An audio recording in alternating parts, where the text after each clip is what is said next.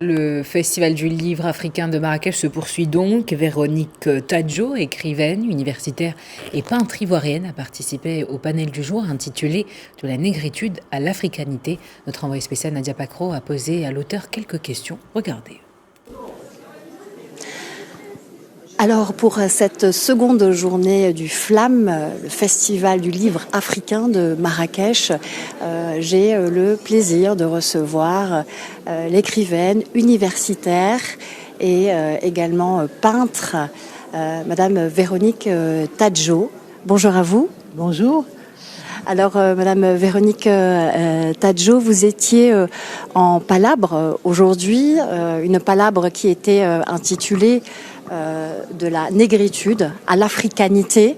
Et vous nous avez dit lors de cette palabre que vous aviez réalisé que vous n'étiez pas héritière de cette génération-là directement de la négritude, et que vous avez réalisé qu'il y avait un autre défi post-colonial et qu'il y avait une voie à trouver. Quelle est cette voie? Est-ce que vous pouvez nous en parler?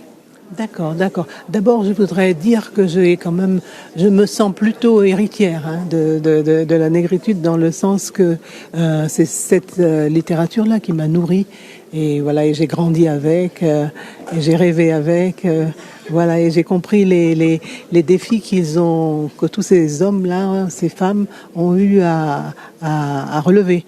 Mais seulement, j'ai réfléchi, j'ai pensé, c'était leur époque, ils ont réussi ce qu'ils voulaient faire, ils ont combattu, la décolonisation est devenue effective, il y a eu les indépendances, et nous maintenant, quels sont nos défis?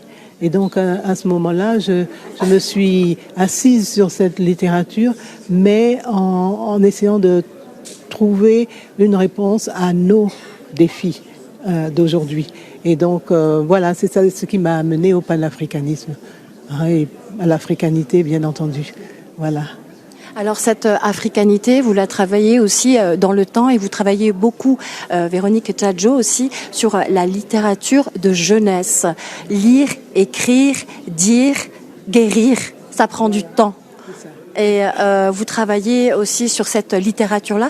Quelles sont les urgences de ces bouteilles à la mer, comme vous dites, que vous jetez aujourd'hui dans le domaine de l'identification de cette jeunesse?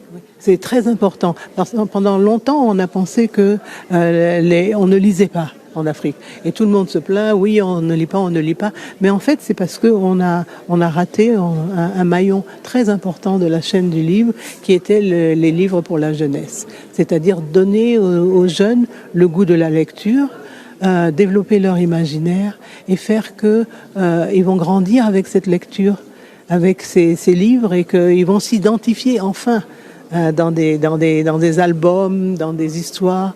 Et ça, c'est très important, parce que beaucoup de jeunes ont vécu avec des livres qui venaient de l'extérieur.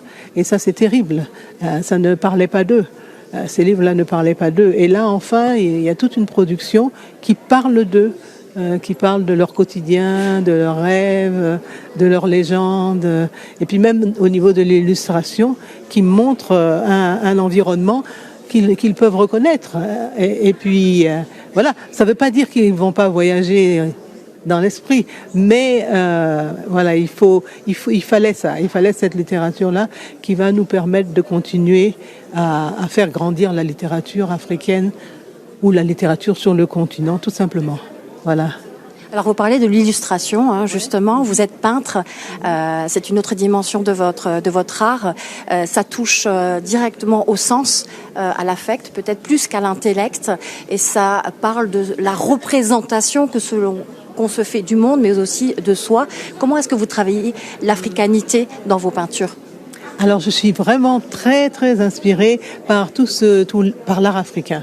C'est-à-dire inspirée par la statuaire, inspirée par les peintures traditionnelles, inspirée par les motifs, inspirée par les tissus. Vraiment, ça, c'est ce qui nourrit mon imagination. Et donc, dans mes illustrations, on retrouve tout ça, mais avec une touche moderne aussi, parce que c'est pas pour imiter, on n'est pas là pour imiter, pour recopier, mais on est là pour proposer quelque chose de nouveau, de neuf, mais en même temps qui, encore une fois, s'ancre dans une tradition, dans un héritage. Voilà, donc c'est ce que j'aime faire et j'y prends beaucoup de plaisir.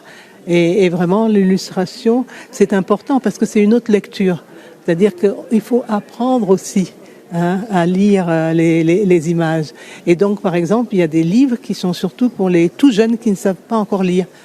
Et donc, on leur apprend à lire. Et c'est souvent, d'ailleurs, très bien pour la relation dans la famille.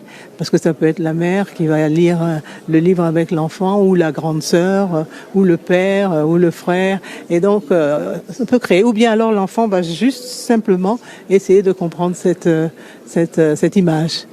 Et de se faire... L'enfant va se faire lui-même un conte à travers l'image.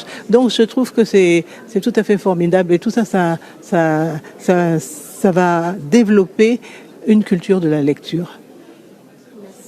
Merci infiniment. Merci. Véronique Tadjo, donc écrivaine, universitaire et peintre ivoirienne, mais qui voyage également. Vous habitez à Londres et à Paris notamment. L'Afrique du Sud, le Kenya, le Nigeria. Oui. Merci infiniment. Voilà ce que l'on pouvait dire aujourd'hui sur une partie de cette seconde journée du FLAM, le Festival du livre africain de Marrakech.